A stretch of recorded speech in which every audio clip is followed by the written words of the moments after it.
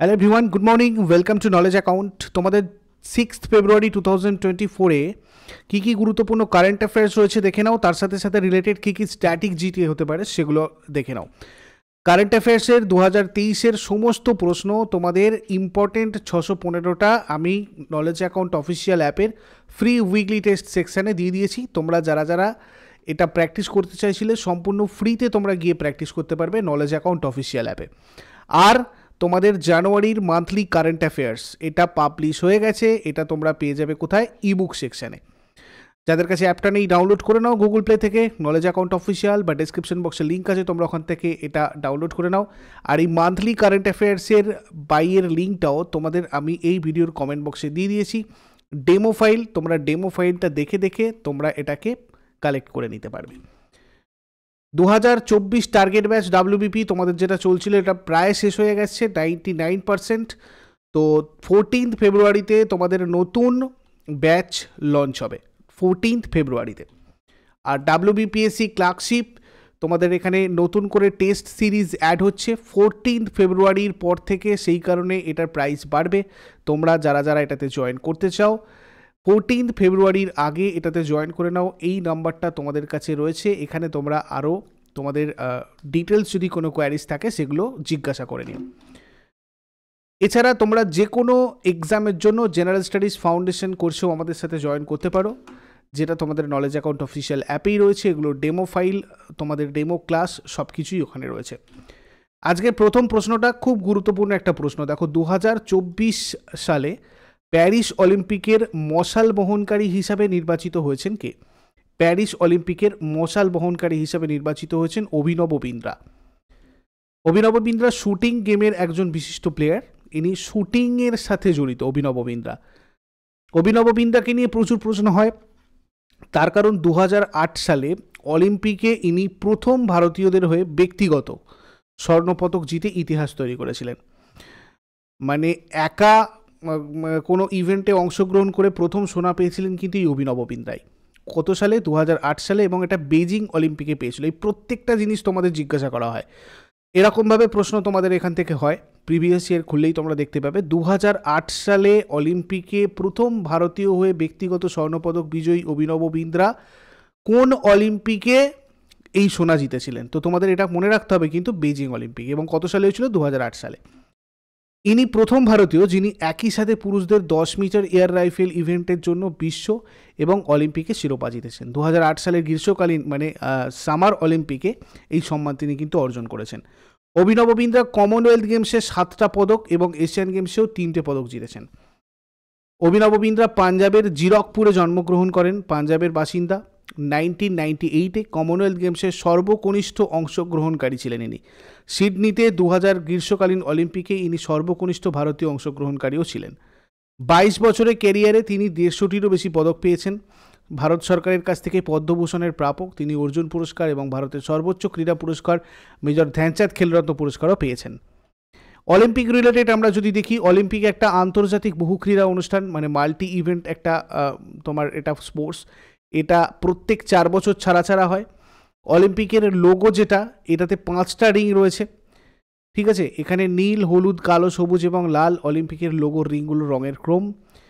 নীল মানে ইউরোপ, হলুদ মানে এশিয়া, কালো মানে আফ্রিকা, সবুজ মানে অস্ট্রেলিয়া এবং লাল মানে হচ্ছে আমেরিকা। এই রিংগুলোর মানে হচ্ছে এটা। এখান থেকেও তোমাদের প্রশ্ন আসে, ভালো করে এগুলো মনে রাখবে। অলিম্পিক চার্টার একবার প্রতিটা মহাদেশের জন্য এই রিংয়ের রং নির্ধারণ করেছিল। ইউরোপের জন্য নীল, এশিয়ার জন্য হলুদ, আফ্রিকার জন্য কালো, অস্ট্রেলিয়ার জন্য সবুজ এবং আমেরিকার জন্য লাল। ইন্টারন্যাশনাল অলিম্পিক কমিটির প্রতিষ্ঠিত হয় 1894 সালে এবং এর চেয়ারম্যান বর্তমানে রয়েছেন থমাস ব্যাচ। হেডকোয়ার্টার সুইজারল্যান্ডের লুজেনে রয়েছে। পরবর্তী প্রশ্ন, রাজস্থানের নতুন অ্যাডভোকেট জেনারেল হিসাবে কে নিযুক্ত হয়েছেন? রাজস্থানের নতুন অ্যাডভোকেট জেনারেল নিযুক্ত হয়েছেন রাজেন্দ্র প্রসাদ। রাজস্থানের নতুন অ্যাডভোকেট জেনারেল হিসাবে নিয়োগ পেয়েছেন রাজেন্দ্র প্রসাদ। রাজস্থানের রাজ্যপাল কলরাজ মিশ্র নতুন অ্যাডভোকেট জেনারেল নিয়োগের অনুমোদন দিয়েছেন। রাজ্যের অ্যাডভোকেট জেনারেল নিয়োগ করেন রাজ্যের রাজ্যপাল। রাজ্যের অ্যাডভোকেট জেনারেল সংবিধানের 165 নম্বর ধারায় উল্লেখ রয়েছে, মানে রাজ্যের অ্যাডভোকেট জেনারেলের কথা। ইনি রাজ্যের সর্বোচ্চ আইন কর্মকর্তা, সর্বোচ্চ আইনি কর্মকর্তা। ইনি রাজ্য সরকারকে তার সমস্ত আইনি বিষয়ে সহায়তা করেন। প্রতিটা রাজ্যের রাজ্যপাল এমন একজনকে রাজ্যের অ্যাডভোকেট জেনারেল পদে নিয়োগ করেন, যিনি একটি উচ্চ আদালতের বিচারক নিযুক্ত হওয়ার যোগ্য। অ্যাডভোকেট জেনারেল রাজ্যপালের ইচ্ছাভিত্তিক সময় দায়িত্ব পালন করেন। ইনি রাজ্যপালের নির্ধারণ করা পারিশ্রমিক পান। ইউনিফাইড পেমেন্ট ইন্টারফেস ইউপিআই গ্রহণকারী প্রথম ইউরোপীয় দেশ কোনটা? ইউনিফাইড পেমেন্ট ইন্টারফেস গ্রহণকারী প্রথম দেশ ফ্রান্স। ফ্রান্স ভারত থেকে ডিজিটাল পেমেন্ট গ্রহণকারী প্রথম ইউরোপীয় দেশ হয়ে উঠল। এর জন্য এনআইপিএল ফ্রান্সের লাইরা ই কমার্সের সাথে পার্টনারশিপ করেছে। NPCI international payments limited NIPL সম্প্রতি ঘোষণা করেছে যে ইউপিআই ব্যবহারকারীরা এখন প্যারিসের আইফেল টাওয়ারের টিকিট কিনতে পারবে। National payment corporation of India NPCI 2016 সালে ইউপিআই চালু করেছে। পরের প্রশ্ন, কোন ফাউন্ডেশন আদিযোগী শিবের 42 ফুট উঁচু মূর্তি স্থাপনের পরিকল্পনা করছে? ঈশা ফাউন্ডেশন শিবের 242 ফুট উঁচু মূর্তি স্থাপনের পরিকল্পনা করছে। বেসামরিক বিমান পরিবহন মন্ত্রক পশ্চিম উত্তরপ্রদেশের জেওয়ারে নির্মিত নয়ডা আন্তর্জাতিক বিমানবন্দরের কাছে আদিযোগী শিবের 242 ফুট উঁচু মূর্তি স্থাপনের নীতিগত অনুমোদন দিয়েছে। এই ঈশা ফাউন্ডেশনের পক্ষ থেকে এখানে 242 ফুট উঁচু একটা মূর্তি স্থাপন করা হবে। এর পাশাপাশি এখানে একটি আশ্রমও তৈরি করা হবে। এতে প্রাকৃতিক চিকিৎসা সহ আরও অনেক সুবিধা পাওয়া যাবে। Isha foundation is a non-profit spiritual organisation that has founded 1992 near Coimbatore, Tamil Nadu, India by Sadhguru. এর আগে তামিলনাড়ুর কোয়েম্বাটোরে ঈশা যোগ কমপ্লেক্স যোগী আদি শিবের একটা 112 ফুট লম্বা মূর্তি স্থাপন করা হয়েছিল অলরেডি। আর বিশ্বের সবচেয়ে উঁচু এই শিবের মূর্তি সম্পর্কে একটু দেখে নাও সবাই। রাজস্থানের নাথওয়াড়ায় শিবের একটি 369 ফুট উঁচু মূর্তি তৈরি করা হচ্ছে। রাজস্থানের রাজসমন্দ জেলার নাথদ্বারায় নির্মিত এই শিব মূর্তিটার নাম দেওয়া হয়েছে বিশ্বস্বরূপম। এটা তোমাদের সাথে আগে আলোচনা করেছি। তারপরে চলে এসো 67তম সর্বভারতীয় police duty meet all India police duty meet কোন শহরে আয়োজিত হবে? All India police duty meet আয়োজিত হবে কোথাও? লখনৌতে। 67তম all India police duty meet 12 ফেব্রুয়ারি থেকে 16 ফেব্রুয়ারি 2024 পর্যন্ত লখনৌতে অনুষ্ঠিত হবে। এবারের সভাটি রেলওয়ে প্রোটেকশন ফোর্স দ্বারা আয়োজিত হবে। 67তম অল ইন্ডিয়া পুলিশ ডিউটি মিটের কেন্দ্রীয় সমন্বয় কমিটি এই কর্মসূচির দায়িত্ব আরপিএফকে হস্তান্তর করেছে। এইমস কি? To promote excellence and collaboration এবং police officers towards scientific detection and investigation of crimes in order to enhance internal security. Uttarakhand uniform civil code কমিটির চেয়ারম্যানকে? উত্তরাখণ্ড ইউনিফর্ম সিভিল কোড কমিটির chairman Ranjana Prakash Desai.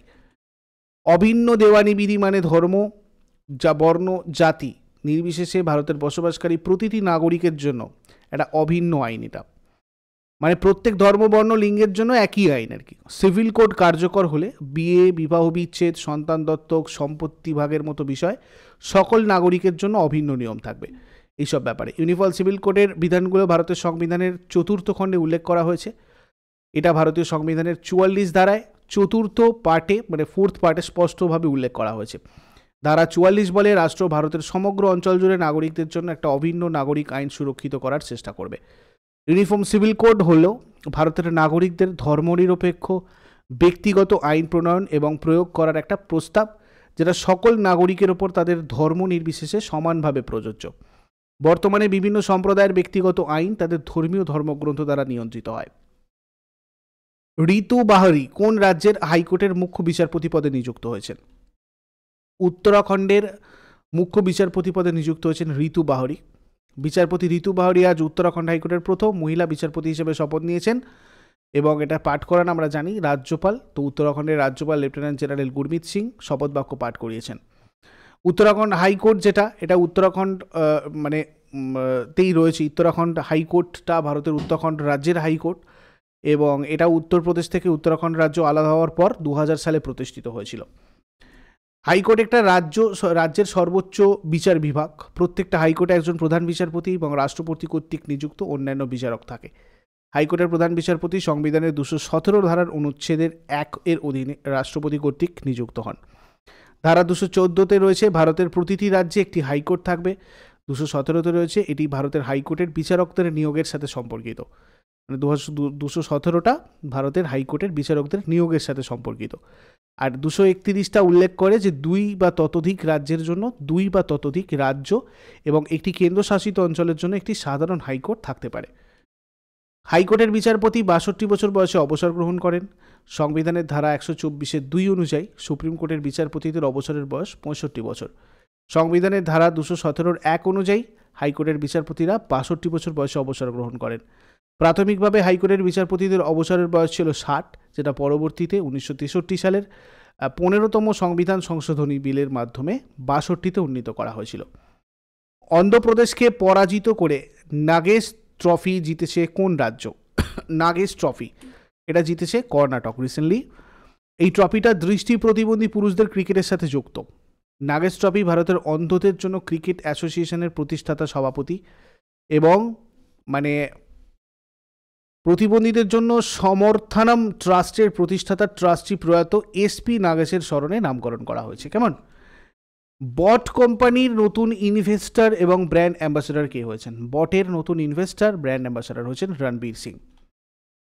Leading audio wearable brand Bot has roped in actor Ranveer Singh as the brand ambassador, and he has also invested an undisclosed amount in the company, becoming a key stakeholder in the company. Maharashtra সরকারের থেকে মহা গৌরব 2024 award কে পেয়েছেন? নিখিল মুকুন্দ ওয়াঘ মহারাষ্ট্র সরকারের থেকে মহা গৌরব 2024 award পেয়েছেন।